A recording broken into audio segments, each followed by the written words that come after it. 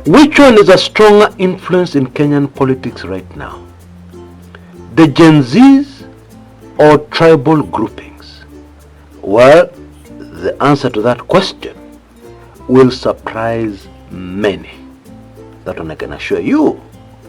Especially because it is now becoming increasingly clear what William Ruto's strategy will be to finish the opposition. And the bad news for those placing all their hopes on a united opposition candidate and tribal voting removing Ruto from power, the very bad news for that WhatsApp group is the following. William Ruto tactics are super effective. They have always been effective, and there is absolutely no reason to believe why they should not work this time round. I am sure you have heard Rigathi Gachagua addressing Ruto recently and telling him, don't send proxies and brokers to talk to Kalonzo Musyoka. If you want to talk to Kalonzo Musyoka, talk to me, Rigathi Gachagua. I'm sure you've heard of that, which immediately tells you that already Ruto's strategy against opposition is in play. Welcome to my show today, where we take a deeper look at what future Kenyan politics may look like, especially as the winds of change. Remember, I spoke about the winds of change about 2 months ago, sweeping across Africa. Well, other analysts are now picking it up, and they're saying the winds of change in Africa are guaranteeing one-term presidents. And of course, the latest victim is in a country called Malawi. Folks, prepare yourselves for the era of one-term presidents. And we're not talking about Ruto. No. This is the new normal right across Africa. And Ruto, many analysts are sure, is just part of the statistics. Okay? Karibuni sana. Twende kazi.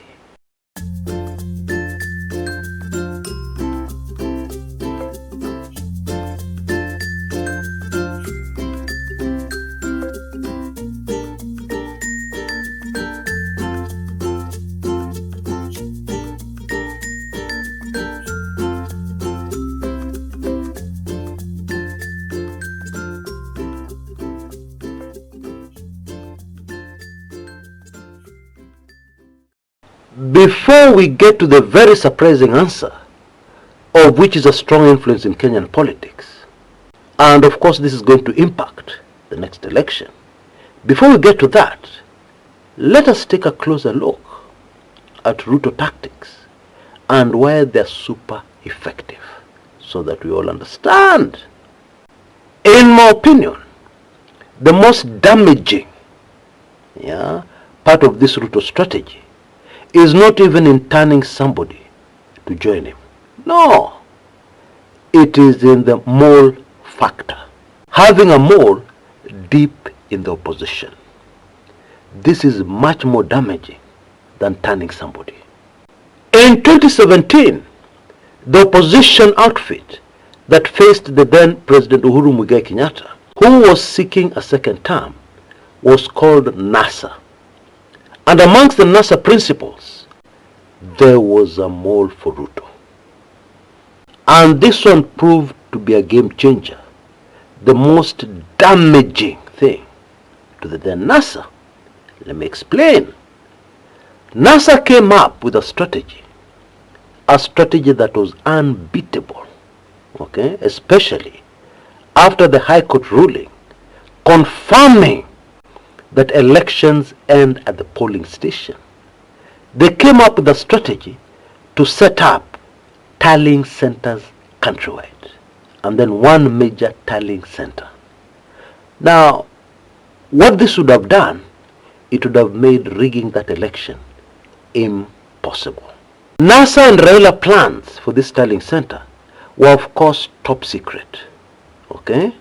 And in my opinion, they were going to work like a charm, and they were going to change the results of those elections.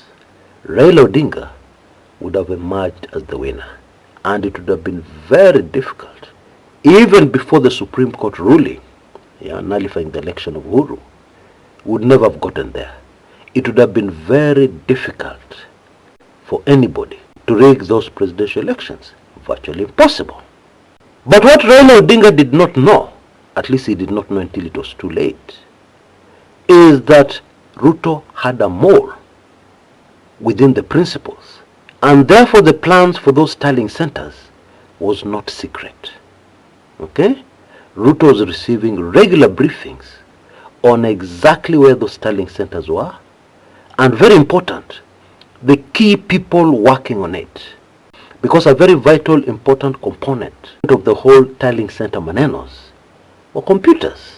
Of course, you'd need computer experts, hardware, and the necessary software. And Ruto, who was then the deputy president and Uhuru Kenyatta's running mate, and at that time he had a lot to prove, because already there was a problem with Uhuru, and Ruto was trying to prove that without him, Uhuru would go nowhere. Okay? Ruto had all that information. Now, those of us who have the memory of an elephant will remember that during the 2017 presidential elections campaign, there was a very curious incident that happened somewhere in Westlands, where there was a raid by hooded people. And the government denied that they were involved. The police denied, DCI completely denied any involvement in that raid. But very interesting, in this raid, computers and software were taken away. That was at the very heart of the NASA tallying center strategy. And NASA never recovered from that raid. But staying on point, the only reason that raid happened was because Ruto had inside information from a NASA principal. There is no other reason why that raid happened. I believe most of us are now beginning to see why having a mole in the opposition is much more effective than turning a major member of that opposition to your side. Oh yes, it is. And especially in the case of Ruto, where he has everything stacked up against him. Everything is screaming towards Ruto, one term, especially in his circumstances. Having moles will be invaluable. And I have reason to believe that already he has those moles buried deep in the current so-called opposition. By the way, the mole in 2017, deep inside within the NASA principles, is believed to be a man called Moses Masika Wetangula. Fast forward to the present. And so, even when Gachagua draws our attention to the fact that Ruto is already talking to people within the opposition through brokers and proxies, etc., etc., even as Gachagua does that, I want us to realize that it is already too late. There are moles within the opposition. What does that mean? In my opinion, it means it is highly unlikely that the current opposition, which is still using the old strategy of tribal groupings, it is highly unlikely that that opposition will go into the next election united. And it is highly unlikely that they're going to field one candidate to represent the entire opposition. Very highly unlikely. And even if they do, they'll already be greatly compromised by moles within them who will have already passed on vital information to the Ruto campaign team. Let's learn to live with that fact early. Okay? But the good news is that even with those moles, it is still one term for sure. Okay? That is something that is undisputable. Yeah, for anybody who wants to take a closer look at what is happening in Kenyan politics and the great pushback, the great hatred, the great venom, yeah, the great anti-Ruto vote that is already at a very high level right across the country. And we have covered the reason why in previous videos. This is something that supersedes tribal alignments, it supersedes everything. Remember when I said that you can do many things to a man, and there are possibilities that they'll remain cool, they will do nothing, but touch his money. Touch his money, utajua ujui. And you see, this regime has done what? It has touched people's payslips. And this one comfortably carries us to the next point, okay? Which is a strong influence. Gen Z or the old tribal groupings, yeah, the current opposition is trying to push.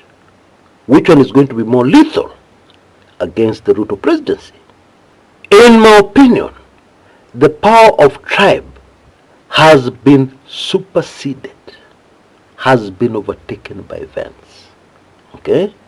And especially the money factor. People's pockets have been touched by the government, okay? That one is stronger than tribal groupings. Trust me.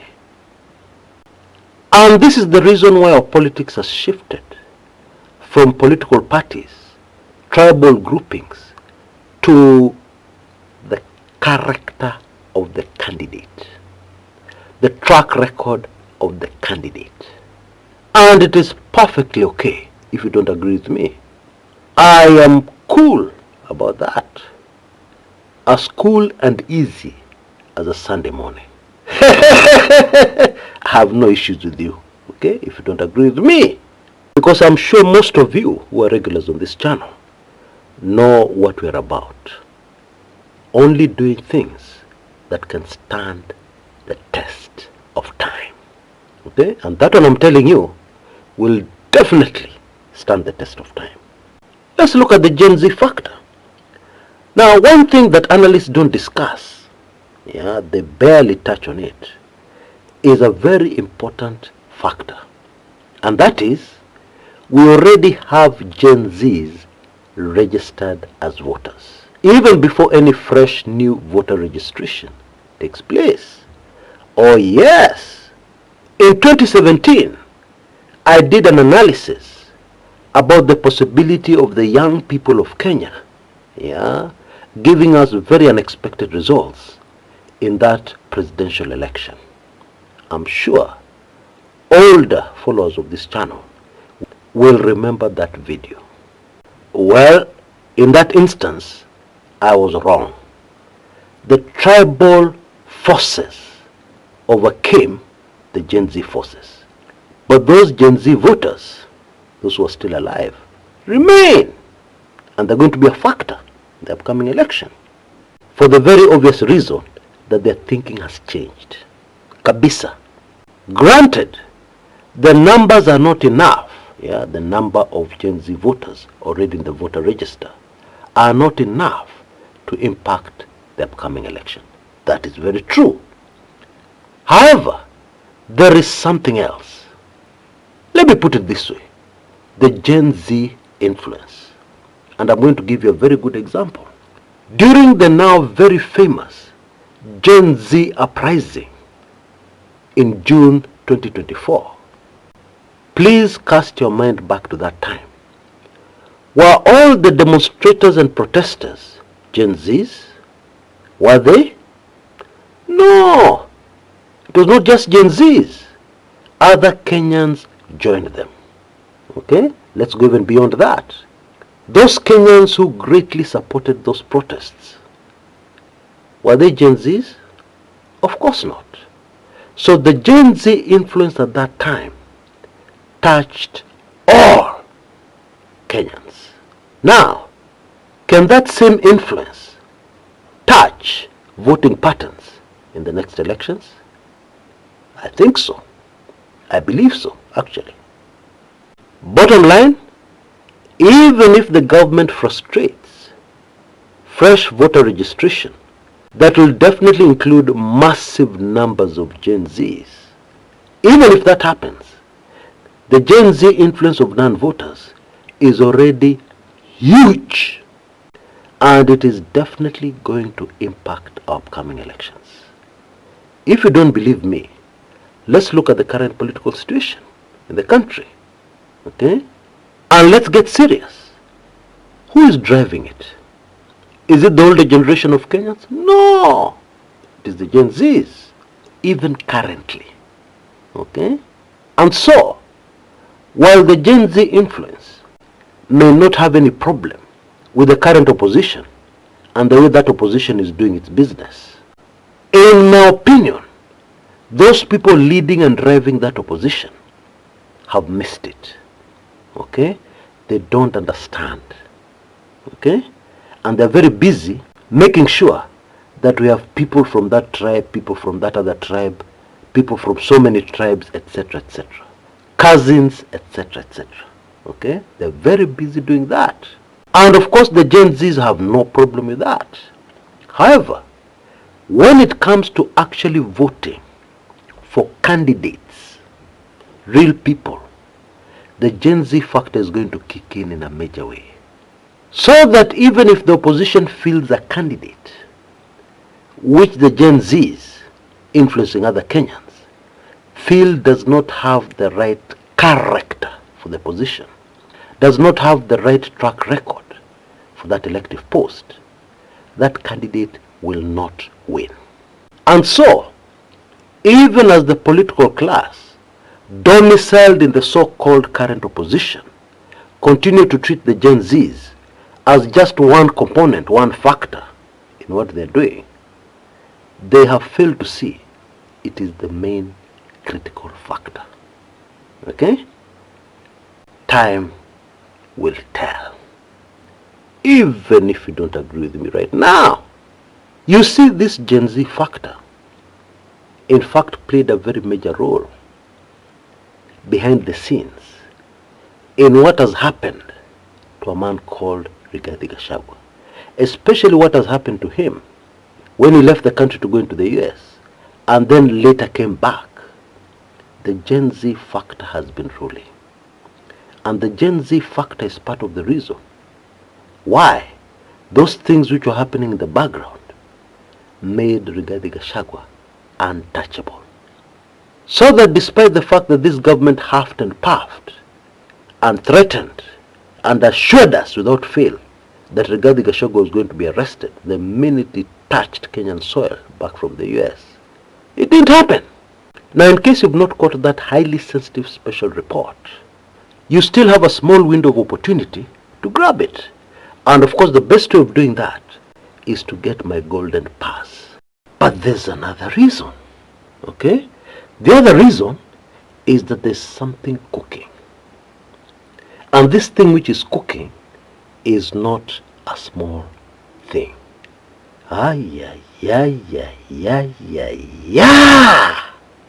I believe this is the main reason why things in the country are the way they are. And I'm afraid this is not the kind of information I can share here on the open channel. I'm very sorry. But then, of course, holders of the very valuable golden key will be able to get this special report pop in the inbox. Yeah, you can see details on your screens right now. The golden pass is forever. It means that you'll be able to get weekly intelligence briefings. But they released weekly intelligence briefings number 127 a few days ago. Yeah, I'm sure most of you have taken it in. You'll be able to get that and even previous highly sensitive special reports. Yeah, including the one on General Gola and what really happened to him. Okay? And there's a lot of other highly sensitive special reports you'll be able to get access to. For only Kenya shillings 6,333, you will never ever again need to pay for anything. Kumekucha. And of course this includes non-political material, like the very famous documentary on how to survive and even prosper in a dead economy, what we're currently facing in Kenya. And so if you're in a position to, I highly recommend that you go for it. Okay? This particular offer is coming to an end at any time. And after that, the price to get a golden pass will be much, much higher. Maybe 2 times or more what it is now. Yeah, remember it's forever. Yeah, it's not annual. Weekly Intelligence Briefings, number 127, which is super fascinating because it also focuses on what we've been discussing on my show today. Moles. William Samoei Ruto moles. Yeah, and it names some of them. Okay? Until next time, this is Chris Kumekucha.